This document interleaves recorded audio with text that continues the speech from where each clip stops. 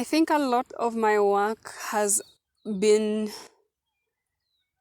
asking questions about how we learn, who we learn from, who is allowed to know, who is valued as a source of true knowledge, and recognizing the ways in which the dominant educational system did not value us who are learning as students as valid knowers, as valid holders of knowledge.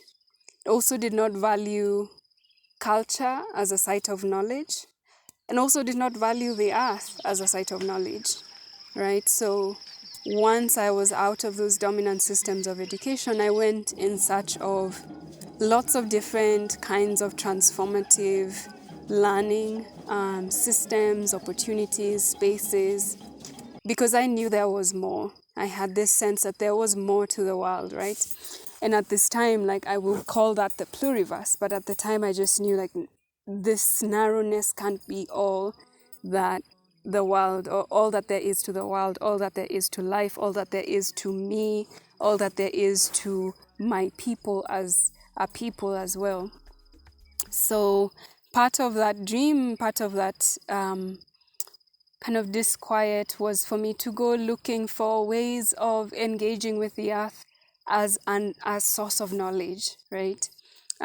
What does the earth know? What does the land know? What is the earth wanting to teach me? What is the earth wanting to teach us? In this time of so many different crises, what and who are we listening to? And who we listen to is not just the humans. There is so much that the more than human beings are speaking, that the more than human beings are also wanting us to know.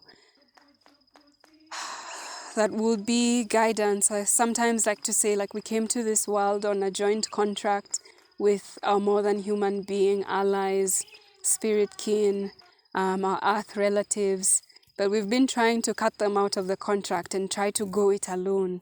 And when you try to go it alone, we end up with the world as it is, a world on fire, a world where there's so much separation, so much conflict, so much unrest, so much dis-ease, both inside and outside. So part of, like, the seed of the dream of, I would love to be in relationship with land, and I would love to invite people to also be in relationship with land, East African movement workers, because the people who are doing change-making work, I would love for us to really ground our change-making work in all of who community is.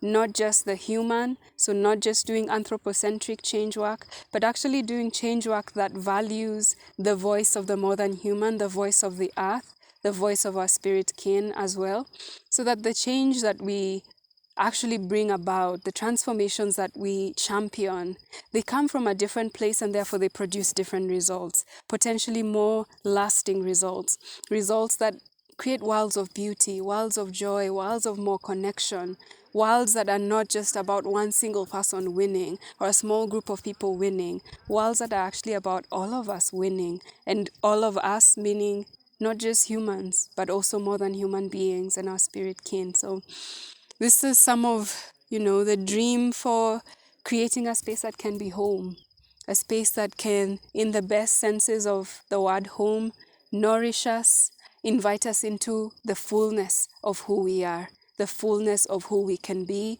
the fullness of the gifts we came here to bring.